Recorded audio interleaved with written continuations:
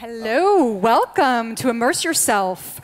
VR experiences instead of linear storytelling. I am Catherine Duquette, and I am facilitating this presentation.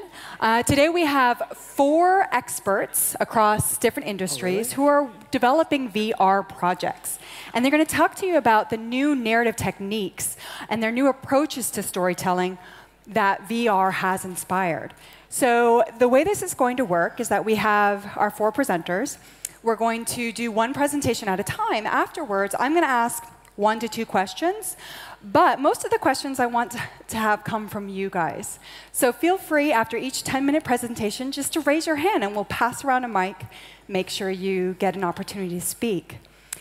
Before we begin, also, I want to remind you that if you need any translation, there are headsets at the entrance. And this is a media convention, so feel free to tweet away. You have the hashtag, is it visible up there? The hashtag MCB17. Also, there is a QR code available in your program if you want to give your impressions of today's event throughout the presentation. OK, so let's begin. We have our first speaker today, Josh Frutiger. He is the head of new business at Unit 9, and I'll give him an opportunity to speak about what he does there. All right, welcome Josh to the stage. Very much. Thank you. All right, so hi, I'm Josh, and I'm head of new business for Unit 9 in Germany. And I joined Unit 9 around 2 years ago, and over that time I've worked on a range of VR productions. And today I'm going to try and give you a little insight into some of the thinking that goes on behind the scenes when it comes to VR. But before I do that, let me just quickly introduce Unit 9 and explain what we do. So we're an innovation studio that typically partners with ambitious ad agencies, but also sometimes brands, in order to create innovative content across film, digital, games, VR, and experiential. That said, it's usually quite difficult to pin down a Unit 9 production to just one of these verticals. They often sit at the intersect somewhere, combining a range of different expertise.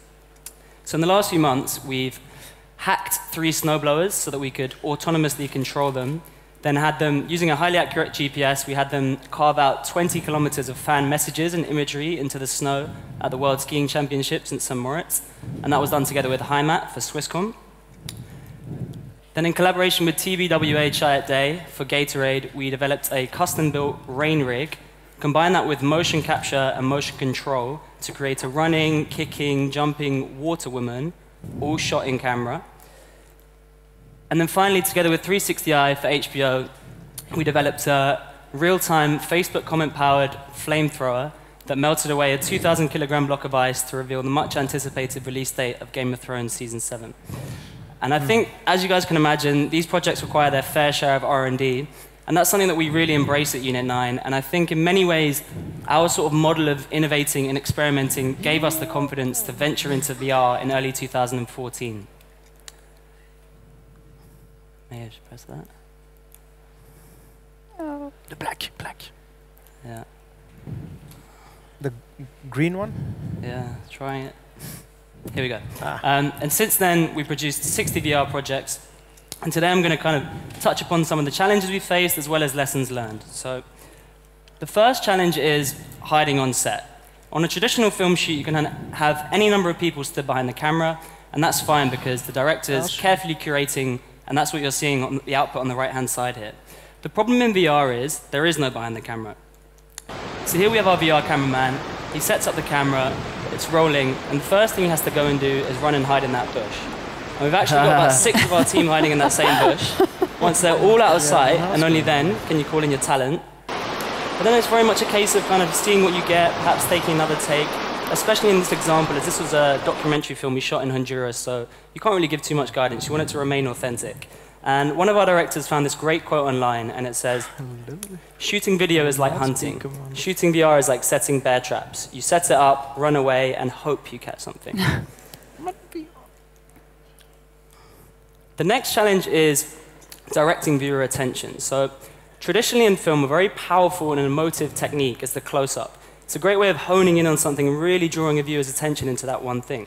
The problem in VR is you can't do that. It's very jarring to have things so close to you, and there's all sorts of distortion issues. So what can we do? One thing we can do is have binaural sounds, so have sound come from the correct space within the 360 sphere to give you a little cue of where to look, where the action's taking place. Another thing we can do is add a little CGI overlay to give a bit of informatics, a bit of guidance, but ultimately I find there's only so much guidance you can give. And when I demo live action 360, this is how I tend to see people consume it.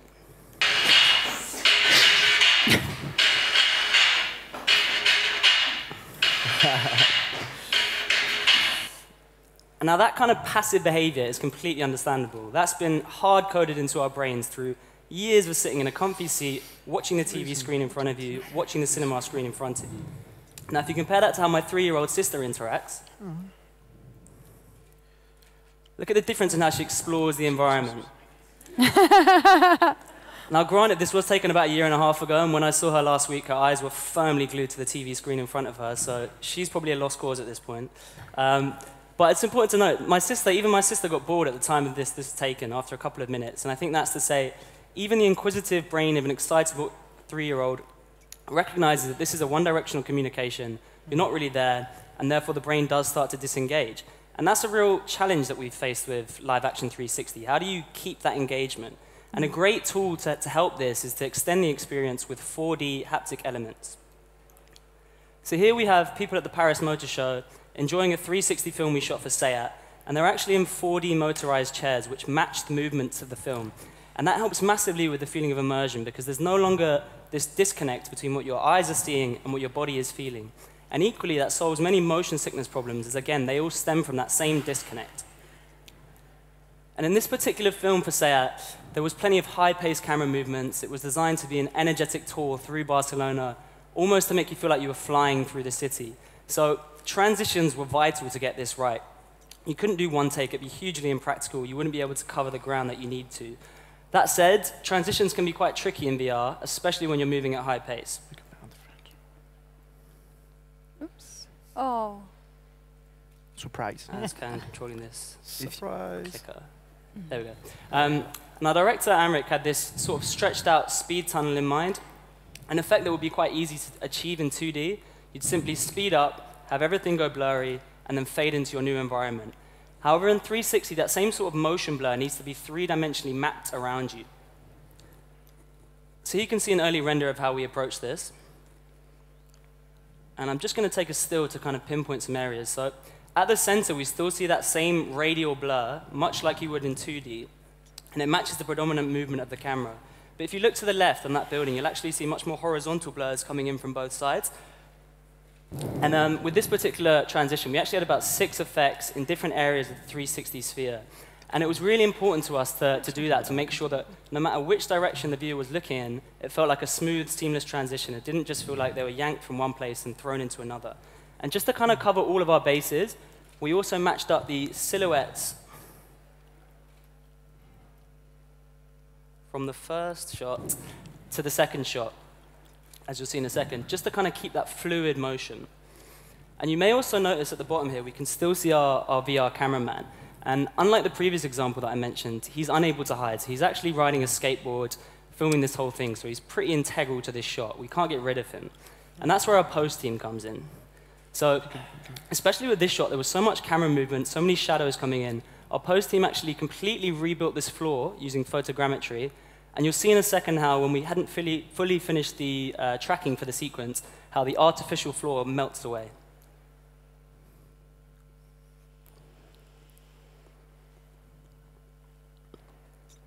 And all of these little touches add to that feeling of immersion. Another thing you can do to help with that same feeling and to keep engagement is to give users the power of interaction via a game engine.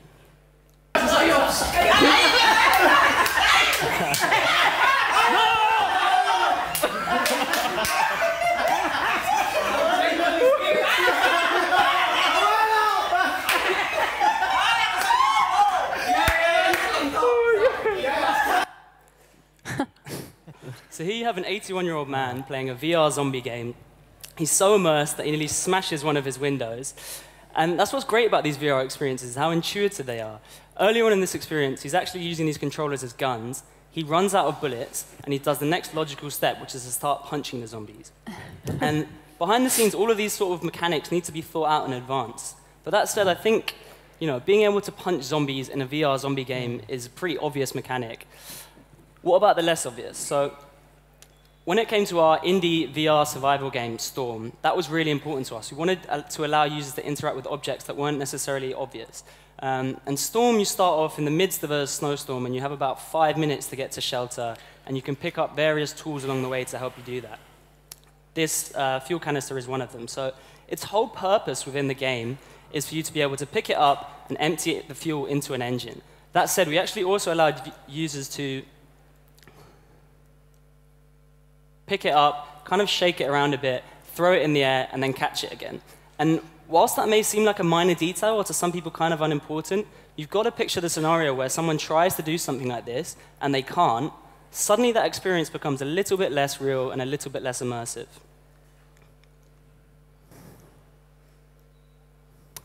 And now to the final project. This is a mixed reality stunt driving experience for Castrol to promote the new Fast and Furious film. And when the brief came in, we knew there wasn't a device on the market that was going to allow us to do this in the way that we wanted to. So we built a custom setup. So here we have our famous stunt driver, Debbie Evans. This little snazzy helmet she's got on is actually a combination of different tech. So on the front, we have a stereoscopic camera setup. That's mounted on an Oculus Rift. They're both feeding into a high-spec computer in the back running Unity. And with this setup, Debbie was actually able to drive at high speeds, perform complex maneuvers, all whilst purely seeing what was displayed on her Oculus screen in front of her. We then coupled this with a highly accurate GPS, which allowed us to augment Debbie's reality with tanks, submarines, missiles, all of which she then had to try and avoid.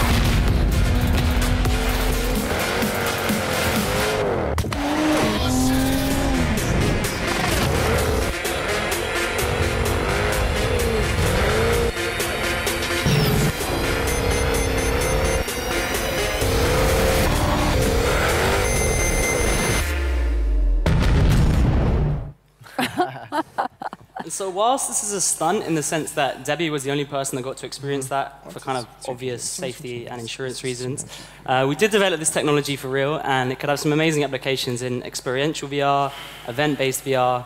And one of the reasons why I really love this project is it encapsulates what our approach to hardware has been and what it kind of had to be. So when we first started, there was no camera systems on the market. We had to build everything custom, and we often still do. And I think that's what's really cool, is that these devices are slowly making their way to market, but usually directly alongside creators who are out there prototyping. And I think together all of this drives the industry forward, and that's a really cool thing to be a part of.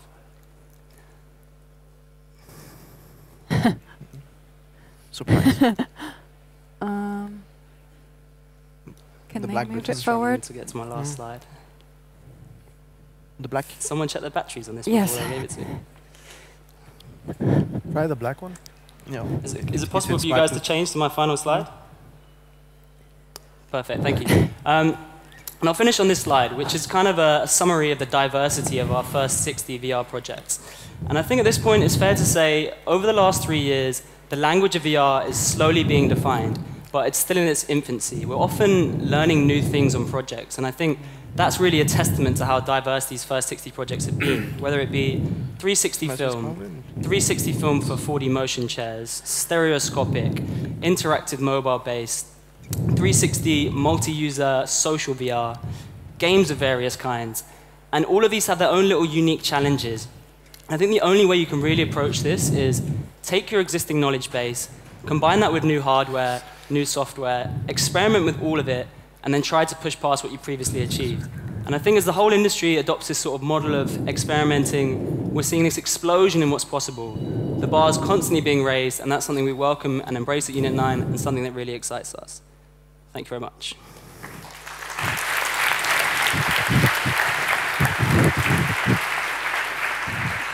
Thank you very much, Josh. So I want to reach out to the audience first. Does anybody have any questions? based on that presentation? Any at all? OK.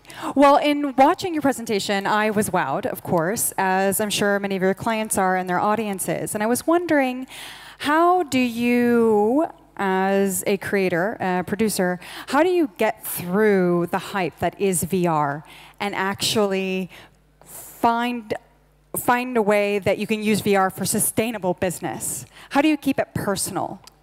Sure, I think you touched on an interesting point there. And when VR first came out, when brands started to experiment with it, it was enough to just do a 360 film that was really innovative, and it kind of stood out from the crowd.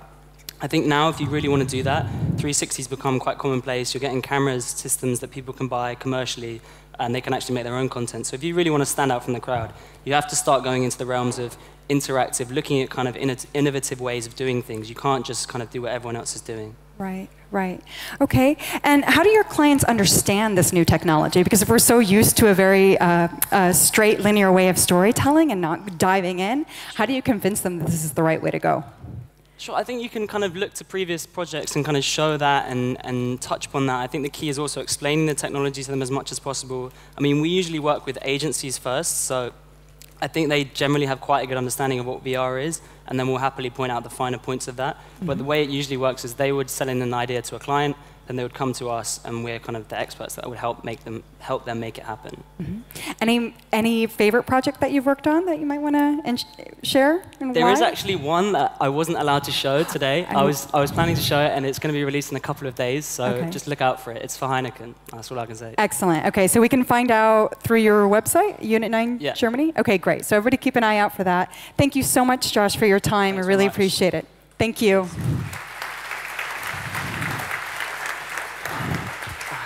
OK, guys. Next up, we have Karan Singh.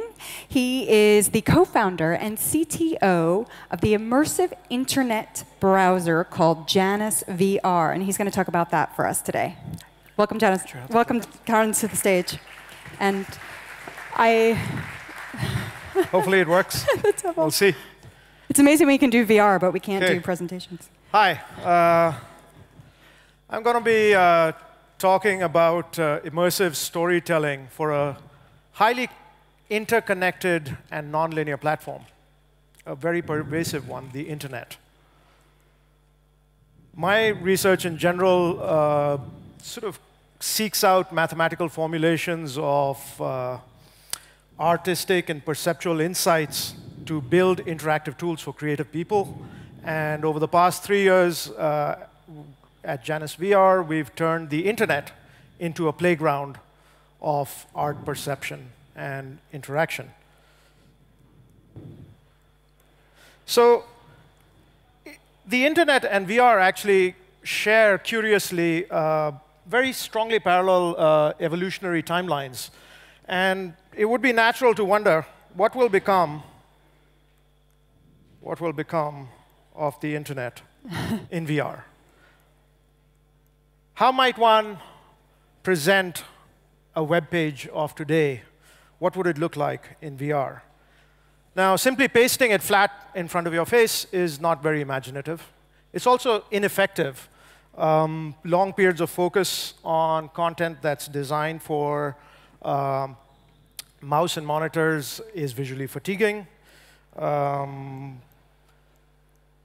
The display expanse, the virtual real estate that VR affords you, is not really used by a single window by itself. And content has evolved well beyond images and text, which was the origin of the internet. And now the immersive media we find, it's sort of unnaturally incarcerated in the web pages of today. This is our vision of the internet. So we imagine web pages as web spaces, and they're linked by portals or rips in the ether. Variants of this design and thinking have been the realm of science fiction for over 30 years now. But this is science fact. This is the internet in Janus today. And once you change the analogy from one of a document to a spatial analogy, these web spaces all of a sudden lend themselves to social behavior and collaboration. So if you and I happen to be at the same web address, we can talk to each other, we can interact virtually by being at the same URL. But the one thing that I want you to take away is the most important message, actually, is that it's not about 2D versus 3D at all. In fact, the immersive internet, while embedded in the 3 dimensions we perceive, is not about dimensionality. It is about the conception of a compelling interface to interact with all content, a little bit like the natural world, and in a way that blurs the distinction between our physical and digital realities. And that is the vision that we have been chasing and continue to chase at Janus VR. There's something with the batteries on this. Now, Janus VR has a bunch of applications. People are starting to build content. Business applications that you might expect that result naturally from the collision of the internet and VR, but perhaps the most interesting, actually, in terms of experimentation and storytelling are community-created experiences, the ones down there. So I'll play a couple. A lot of them are, if you can maybe play these videos in sequence, live events. What you're seeing here was streamed live and immersive from the Roxy in LA in January of 2015. Perhaps the first VR live stream concert with a number of people at the event streaming, people watching. That was the present. This is the past. You'll find a lot of what people are creating is nostalgia. Spaces, interactions that they maybe had 20 years ago that have disappeared from the world today. And people are starting to recreate them. So that's the past, the present, and the future. Well, Spaces. I think that it's a form of living in your own imagination, right? And that's where the future is headed, is we will be living inside of our imagination, and it will become more and more real and sophisticated as technology becomes better. It would be a lot better for the environment to just write our entire culture with code, to live in cyberspace, sort of, simultaneously with the body we live in now. I'm an enthusiast for VR because of my interest in transhumanism. So these are just examples of things that are out there that people are starting to build. Everything from hello world examples from the early days of the internet to more sophisticated experiences by what is now a community of around 100,000 people, about 4,000 of them here in Germany. So yeah, you guys need to move up the leaderboard. Anyway, so what are the challenges, the unique challenges that come from this collision of the internet and AR, VR? A lot of it are things that Josh spoke about, things that come from the physical-virtual disconnect, some of it which is fundamental, some which can be addressed, the ability to create spaces and experiences that are credible, sensory issues, comfort issues, and an increasingly rapidly changing landscape of devices, displays, and authoring tools. How do you author for these spaces? So, for example, physics actually is interestingly pliable. We have an example in sort of an Escher-inspired example in Janus VR where the author was able to essentially warp gravity as you move around in space so that this ball that kind of drops off the balcony actually ends up landing on the tray as it starts to move around in this space. And so as long as you understand the consequences, this physical-virtual disconnect can really be exploited. In terms of authoring tools, Could you play that video, please? In terms of authoring tools, as Josh mentioned as well, there's sort of this disconnect. There are traditional techniques such as storyboarding that are created for 2D, but as a director, as somebody creating a vision, you want to be in 3D. And so we're finding that some of the more compelling techniques for authoring actually are hybrid that allow you to work simultaneously in the three-dimensional world as well as work with traditional two-dimensional techniques. The internet adds its own challenges into this mix. There's the need for an interoperability of web languages, formats, 20 years of legacy content that is not going to disappear, and the Internet of Things, where all of a sudden a web address actually has physical meaning, physical significance. How is it going to play in this virtual reality landscape?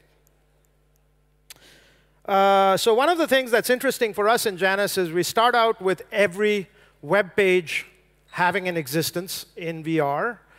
And then we build upon that HTML, and we add JavaScript, and you can add in some dynamics.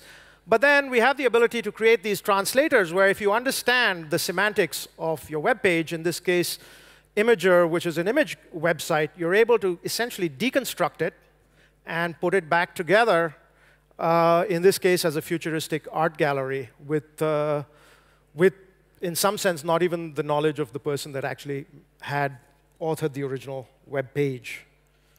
But we also need to be able to play with the web of today. So I've been talking about sort of an internet of tomorrow and an internet browser of the future, but we are able to bring that back into current generation browsers, in this case, using a technology called WebVR and Janus Web, which is our version that kind of sits within an existing browser. So you really need this interoperability going forward.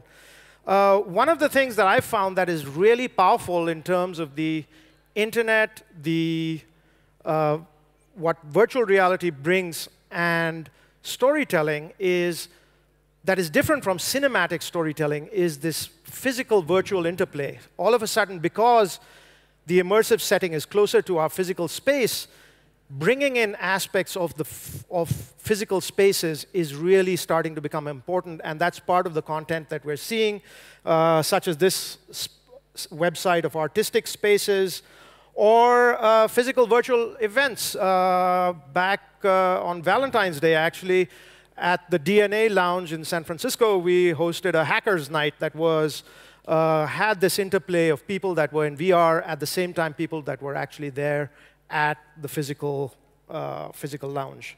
So it's a really interesting space, with the internet being a great medium to very quickly experiment, share, explore a new medium. And partly because of that, we're finding that sort of there's this really rapidly growing underbelly. It's a gritty underbelly of immersive content that people are exploring that is quite different, actually, from traditional storytelling. I leave you with a quick glimpse of it, but please feel free to go to janusvr.com and check it out actually immersively. Oh, could you play this last video clip, please?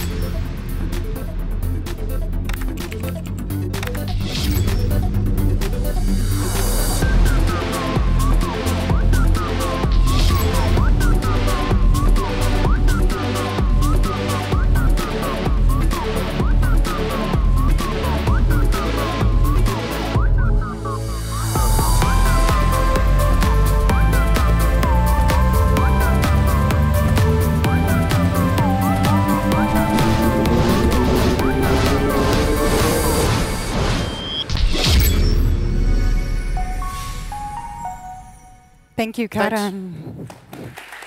Thank you. So I'd like to first ask the audience if you have any questions for Karan. OK. Oh, yes, we have one right over here. The mic. So, hello, my name is Linda. I'm from Berlin. I've been a big fan of Janus VR. I think that Thank you. have done you've done amazing work, and viewing the browser as web spaces is, I think, the way to go. And I'm wondering, kind of like as a follow-up to the previous panel, whether you can tell us more about your business model. You know, what activities are you into when it comes to? So, as you've been hearing from a lot of panelists earlier today, the business model, at least with the immersive internet,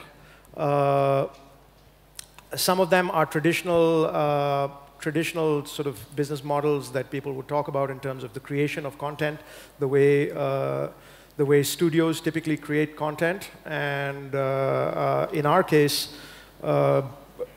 we have businesses that are sort of like enterprise clients that we are able to charge. That's a model that does not scale. That's a business model that you adopt in the short term that allows you to build your platform that further down the road starts to open up various business opportunities that come when you have, I would imagine, millions of users and millions of people plugged into it. I think to follow up with that, it's such a huge, exciting project, and I'm just curious how you, what are some of the challenges you've faced with your company in building a conversation and getting Janus VR to market?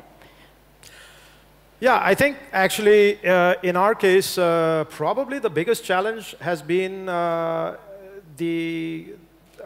its ambitious scope. It is an incredibly ambitious project. And fortunately, we have some good backers, and we have some good partnership of people that are kind of helping us and behind us. In terms of getting out to market, we find that actually within the VR community surprisingly is still small. We've had people kind of give big numbers and so on, but the community as such, compared to the internet, is still small. And I think for us, one of the things that we constantly wrestle with is, especially in terms of user experience, is trying to satisfy both communities. Because the way people typically interact with the internet on a screen today, and the way you would interact with controllers and other devices and so on in VR is entirely different. And being able to try and have a homogeneous interface that one size fits all is hopeless. We tried it for a long time, and then we just gave up. And now we try to individually satisfy smaller communities. That sounds wise. Thank you so much. I'd love to continue talking with you, but we have two other panelists. Thank you so much. So next up, we have Alexander Perez from Florial Films. He's a film director, and he's going to talk to us today about his first VR film, Sergeant James. Welcome to the stage.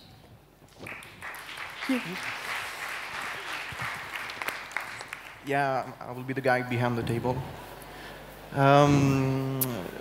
Yeah, I'm French. I'm from Paris. I'm a director, and don't expect me to speak about our presidential election. I'm here to speak about VR storytelling, and the only thing I know, Sergeant James.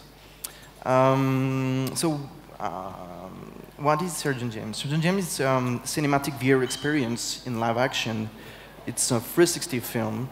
I should call it a VR experience, but I like to call it a 360 film. And it's available for VR in Oculus Rift as a file or as an app. So I will begin to speak about storytelling in my personal approach of it, and we'll also speak about how we produced it and how we are actually distributed all around the world. I'm French, so I will speak in English with this beautiful French accent. So what's the story? This beautiful thing. 3 emojis, yes. So Sergeant James is the story of a relationship between a young boy and something hidden under his bed. Who is the viewer? So you are under the bed, And so you actually discover all the stories from that unique point of view. I will now speak about the origin of that beautiful story. A production company called Reality-Projecte just asked me to think about a 360 story film for a festival called Paris Cours de Vent in December 2015. And the launch competition, a script competition with Google and YouTube in Paris. Can we write 360 videos? Of course. But so can you write one? And I was first a viewer, and many questions came to me as a director. Where is my place in a technology when you have the viewer completely free to watch whatever he wants to, and how can I continue to tell him a story? How can I use this new pen as a creator, and what's the reason? How do we build this point of view? I will give you one simple example. This is a rabbit. And actually, it was really crazy for me because you can just think about a lot of stories. And for example, a simple one, just a rabbit crossing the road, and you are that rabbit. If I put something like that, a car, you will feel something new, something like you will be frightened, and you're just a rabbit. So for me, it was just crazy to think about the story, and I made like, I don't know, 2 months to think about the good one. And the thing is that, the new thing is that you actually wrote a story for one guy. And this point of view on the line, you can have two extreme things. You can be someone, or you can be God as an omniscient point of view. So it was really exciting to think about it. And I understood the power of it, the close relationship I can have with this unique viewer. More than a fight, it's a dialogue. You have to build a film with them. New challenges. It's all about guiding its regards with sounds, music, lights, comedians, movement. And so it's a new language. And I want him to believe that he has the power. I know it's like pervert, but that's why I wanted to tell a story and a game. And Surgeon James is like a game. It's a night, it's a game. And I had this idea of being a rubber band, and it was really creative. And guess what? Actually, there is an emoji stuff. We won the first prize for the script competition, and it's officially launched the film to be produced in France. So how we do that? It's a combination of, these are the two producers, Reality-Film, Viamar, and Digital Immersion. Reality-Film is a traditional company based in Paris, traditional producing films. And Digital Immersion is a specialist one. They make 360 content for advertisement in France since 10 years. And so we asked them to help us to build the film. And so they accept. So it was pretty cool. Yeah, this is the team. I'm not in the photo, but it's okay. But how we found the money to make the film, to win our life? How did we produce it? So we have the chance in France to have public institutions to help us to develop new content. So we have the new media's part of the CNC, and also the city of Paris. They launched the film with money to help us to develop it. And to convince them, of course, we worked with artwork, and really wanted to work on it because there is a unique point of view. Sorry, I just found my notes. So I really want to work hard on it and develop it. The nice idea of that point of view is that we reintroduce an off-screen technology where you're supposed to see everywhere.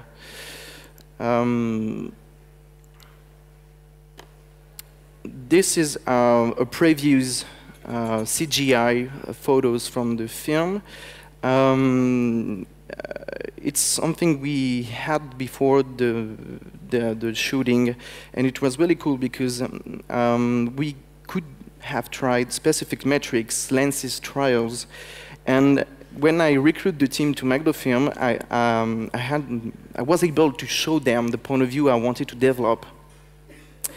And so this is the final result. It's a frame from the 360 film. So it's the sphere put on a 2D plane.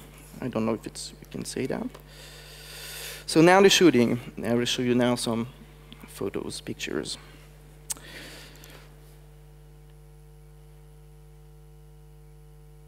So my comedian, Elliot.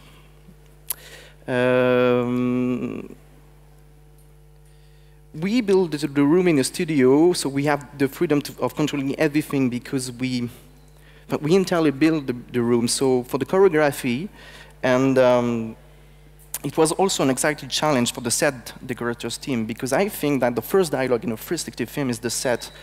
And so they understood that, and we managed to put 3 cameras under a real bed to shoot the film. Oh, yeah. So it's me with this beautiful coat. I had the live preview on the set, so it was really strange for everybody because actually they can see what I see. So it was like crazy for a director to say, okay guys, do you see that stuff over there? And it was really cool to have this live preview to build the set and to work the choreography in the set in the studio. So it's me with my finger.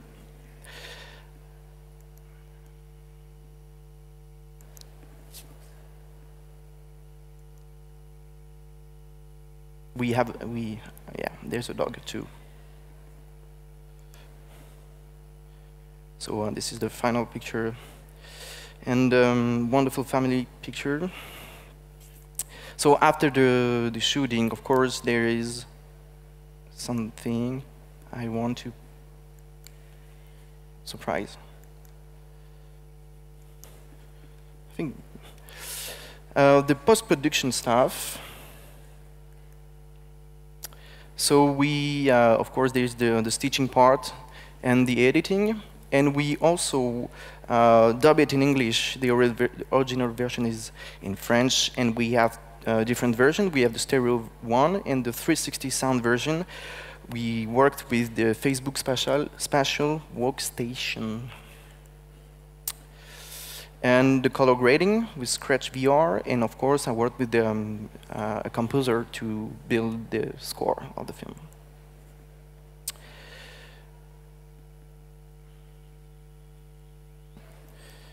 And I try to suspense, definitely not. I don't know if it's the good lap. Oh, yeah.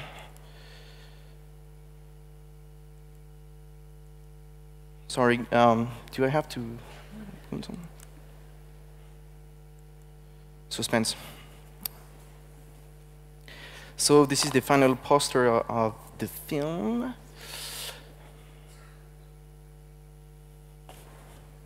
With all my influences, I wanted to quote all the ambient cinema from the 80s and the 90s.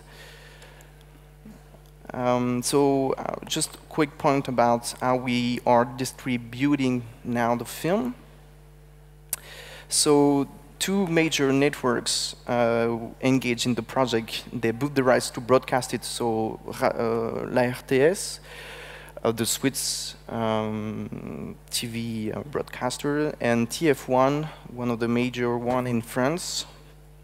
And this is actually their first fiction in VR, and so it's completely fresh. I'll show you why. Because those pictures, it was 4 days ago. We actually premiered it in Paris in a location base called MK2 VR. And so they launched TF1. I don't know if you can say TF1.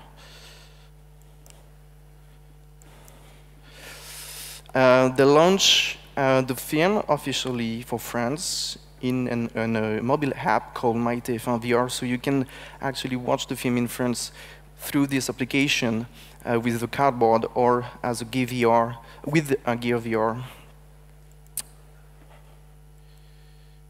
And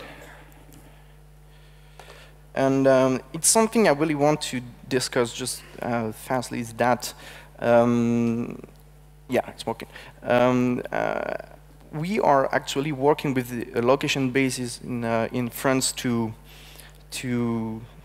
recreate a common experience in something you experience alone.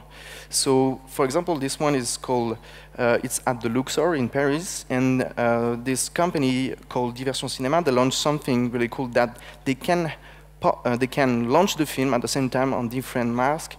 And so you can actually go and see and watch a film with your girlfriend and discuss on it after, because it's like a classical, it's like the classical theater. There is like 2 or 3 stuff like that in Paris, actually.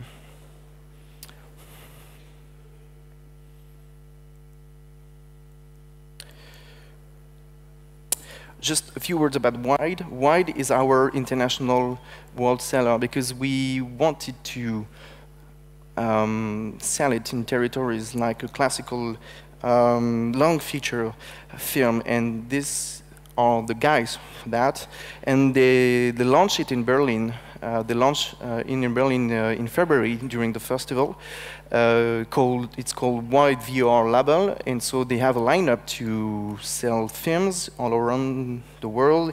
It's also the team responsible for the relationship with the festival, and I will show some of them if it's working. So, of course, in France, we screen it in the Paris Cours Devant, au FIPA, Les Arcs. I don't know if it... Yeah, in Luxembourg in February, with an Oculus version with 3D sounds. In Germany, we made our German premiere in Frankfurt last month at the Lichter Film Festival, and they launched a storytelling competition. So I was really happy to be part of it, and we won the first prize for it. So thank you if they are in the again if you are here. But it was really cool to screen it here in Frankfurt. And we made 2 weeks ago our North American premiere in the official selection for the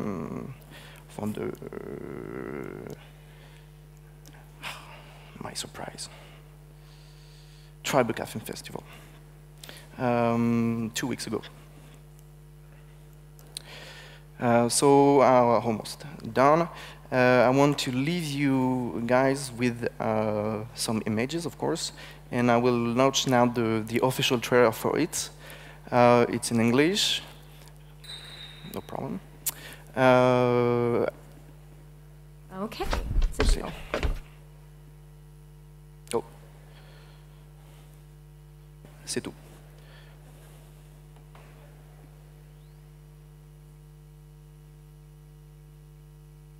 Okay, it's a deal. Good night, sweetie. Mommy, Yes? can you leave the light on, please? What for? I think there's someone under my bed.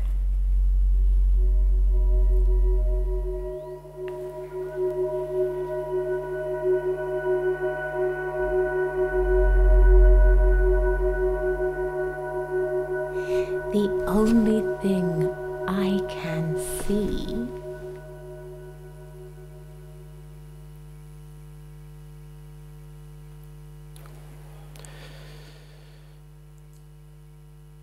And the final slide with the old big stuff information.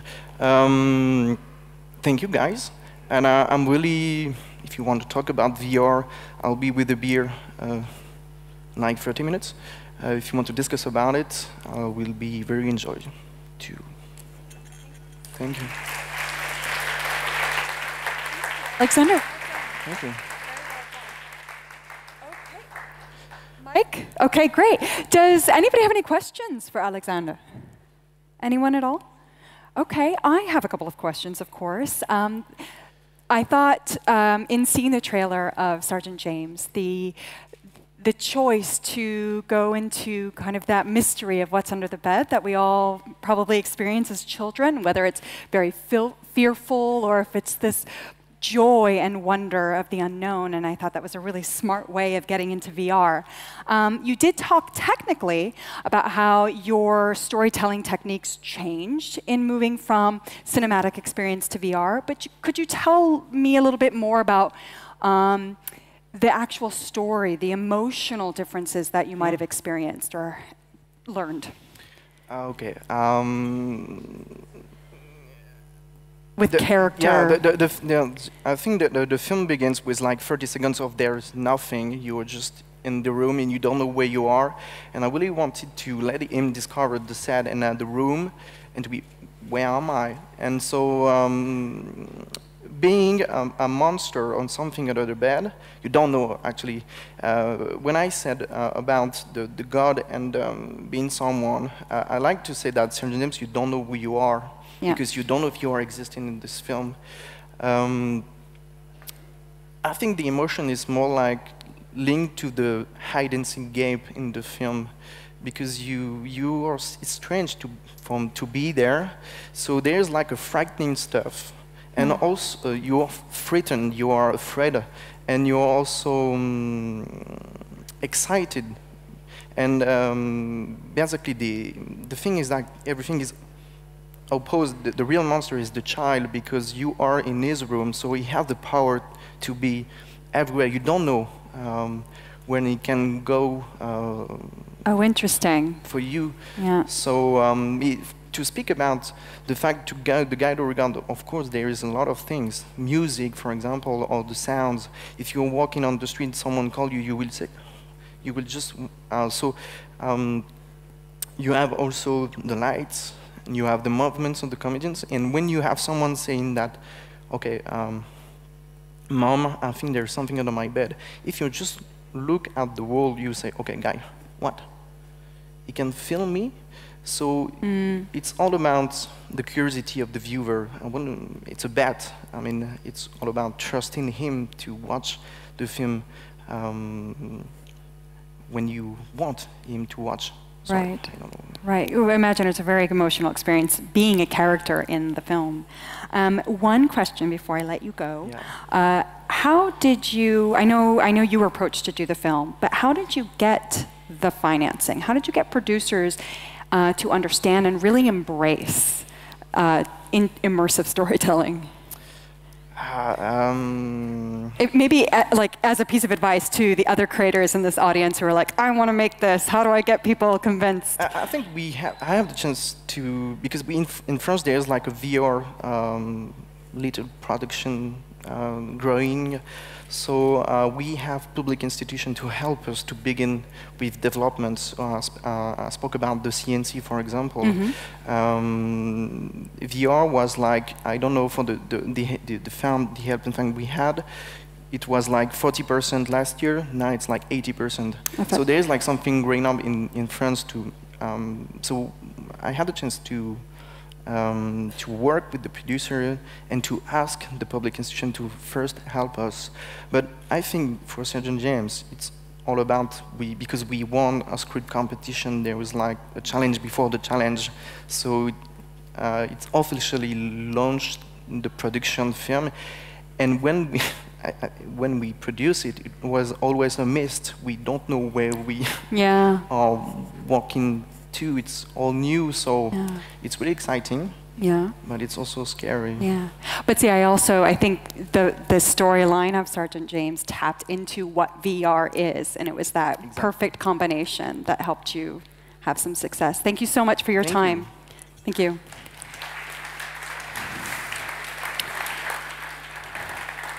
Okay, guys, our final speaker today is Kayne Lee.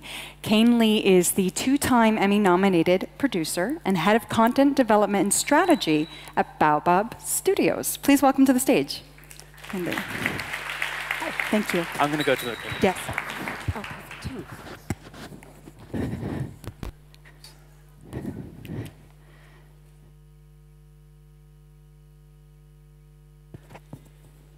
Hello. At Baobab Studios, what we're trying to do is we're trying to reinvent traditional animation storytelling via VR. We think that virtual reality is the most exciting and potentially the ultimate medium for animation. I think everyone at Baobab went into animation as kids growing up. It attracted all of us because it takes you to places you can't, that are only constrained by your imagination. And when animation is done well, it makes you feel like you can reach out and touch the characters. That in and of itself is the definition of virtual reality, and that's why we think that those two mediums are meant for each other. I'm very excited to tell you about some of our new projects and the ones we've had in our short history. We've been around for 2 years, a little bit less than 2 years. And we launched our first project, Invasion, 2 years ago at Tribeca Film Festival, Asteroids at Sundance Film Festival this year, and Rainbow Crow 2 weeks ago at Tribeca. Let me tell you a little bit about myself and our team. So I'm head of content of Baobab. My background, I'm actually from Silicon Valley, although I went very far away. I majored in something called symbolic systems, which is an interdisciplinary major combining computer science, psych, linguistics, logic, and philosophy. When I moved to New York, that's where I discovered my love for cinema, and I started working at a studio called Blue Sky, where I worked on movies like Robots, Ice Age, Horton Hears a Who. Then I was the vice president of development and production for a producer named Jane Starts. And since then, I've gone on to become my own producer. I'm on the Producers Council of the Producers Guild of America, the advisory board of the National Academy of Television Arts and Sciences, and I'm working on a host of projects throughout Hollywood. But virtual reality is really what brought me back to my roots in Silicon Valley. Because for the first time, I felt I could work on technology in a way where storytelling actually drove the interactivity and the technology, not the other way around. And why is this important? Why is storytelling? Why is Baobab focusing on storytelling? We actually think that stories are part of what makes us, what it means to be human. Stories are a part of our history. Going back 14,000 years, we actually think that it's very much a part of our DNA and how we've used stories to make sense of the world and our lives around us. We think that the best storytelling has the ability to elicit powerful emotional experiences through the development of empathetic connections with character. So much so that we actually think it affects our own brain chemistry. We've actually looked at a lot of research that connects how classic storytelling delivers meaning on a biological level. So here you have a little plot of a traditional 3-act structure in a film or in a good book or even in a great piece of music. You have a stress hormone called cortisol, which increases over those 3 acts. And then you have oxytocin, which is the love hormone, which is released during bonding and love. We actually think that this structure and order is something we could look to as a guide to explore the virtual reality medium space and think about how storytelling across different mediums has a certain sameness. You just have to figure out how to use it in that medium. Our very first endeavor in virtual reality was a piece called Invasion. Has anyone here seen Invasion? Okay, a few. So Invasion, we released the first trailer of it on the Samsung Gear VR when the Samsung Gear VR was launched in November of 2015. A lot of people told us that VR was for gamers, that not that many people would want to see a bunny rabbit hopping around defeating aliens. What we found out soon after we launched on the Gear VR, and Samsung is one of our investors, and took a leap of faith in us, was that it shot up past a lot of the games and became one of the most viewed and iconic VR experiences of last year. So I'll show you a little bit of a, let's see, piece of it.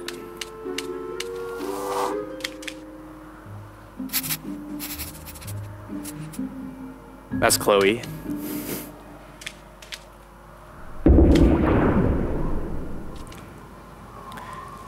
And this is filmed through a VR headset.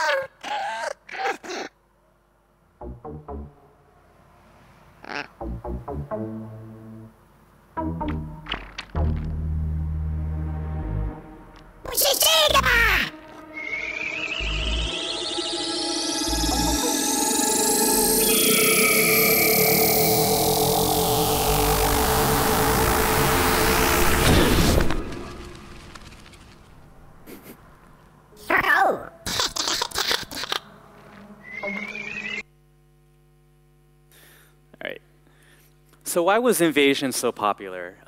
We launched it on every headset. We were on the Gear VR, the Oculus. We were one of the top viewed on those. We also launched on the Sony PlayStation, Google Daydream, and HTC Vive. We actually think it all boils down to character. I think in virtual reality, a lot of people talk about world building, which we also believe in. But in terms of storytelling, in terms of something where you have the ability to develop an empathy, to harness your empathy and to turn it into action, we think it's all about connecting with the character. Let's see. Oh. Sorry, 1 second.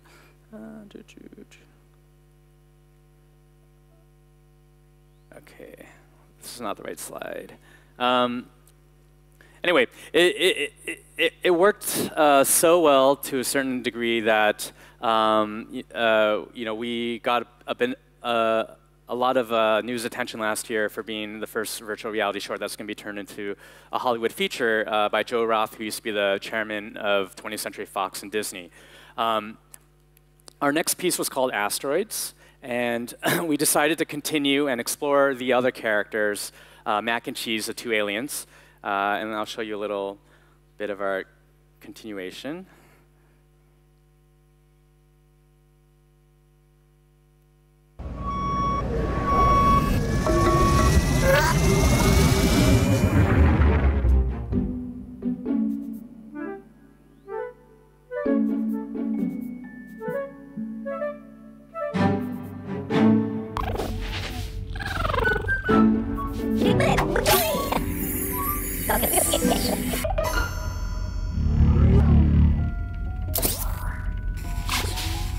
those are your arms.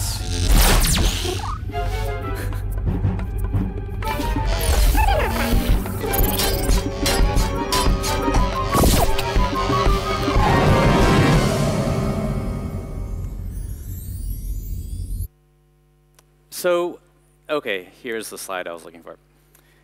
So what we did in both Invasion and Asteroids that I think was groundbreaking for the time is we placed the viewer in the body of a character. In Invasion, we actually placed you in the body.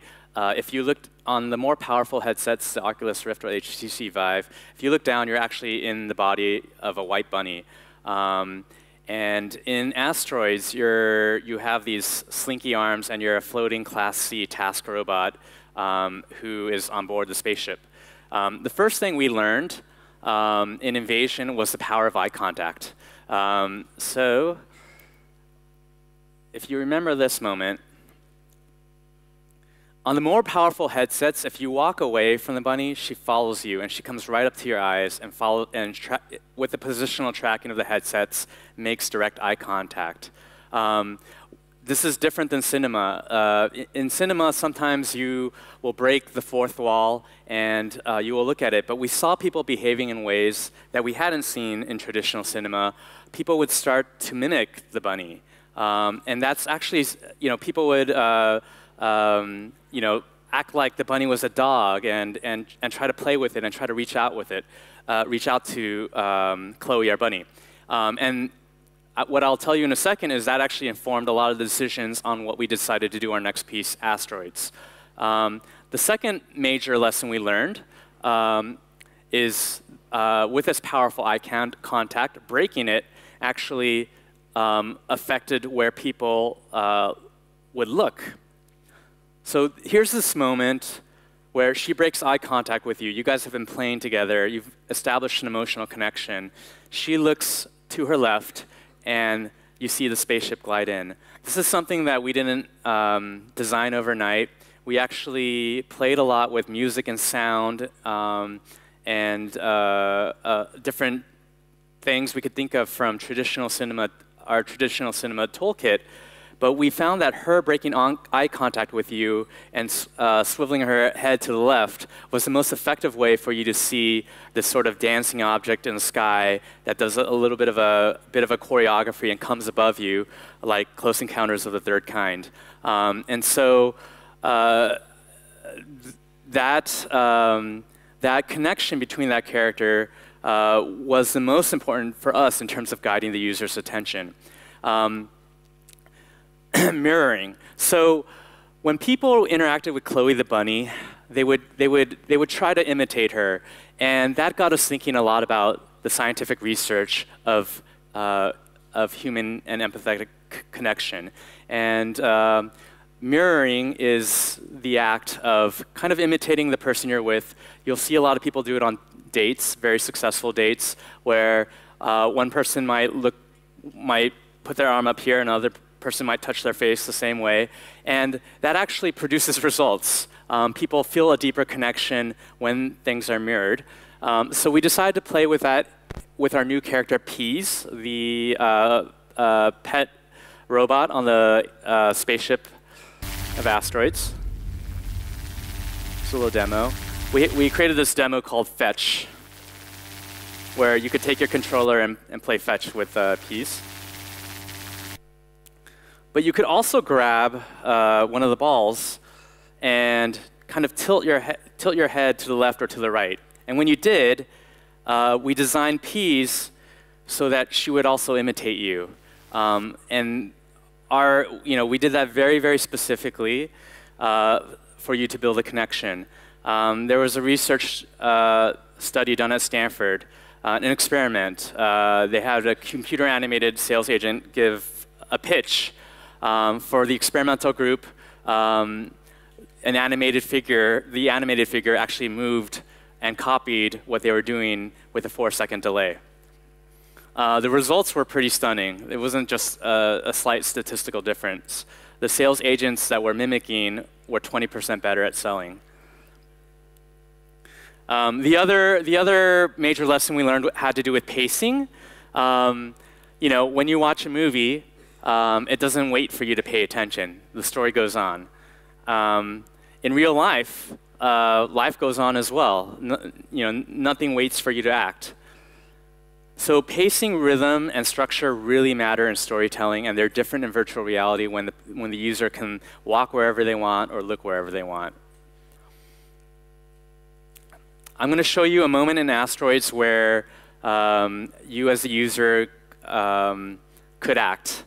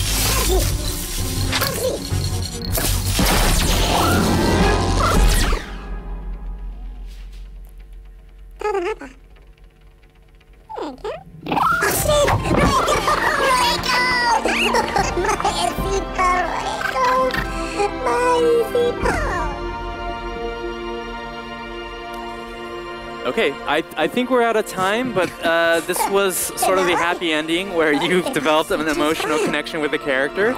There's another ending that doesn't usually happen in this experience, which you'll have to see if you don't empathize with the characters.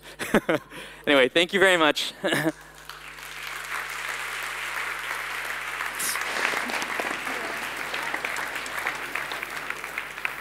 Did I go way over time?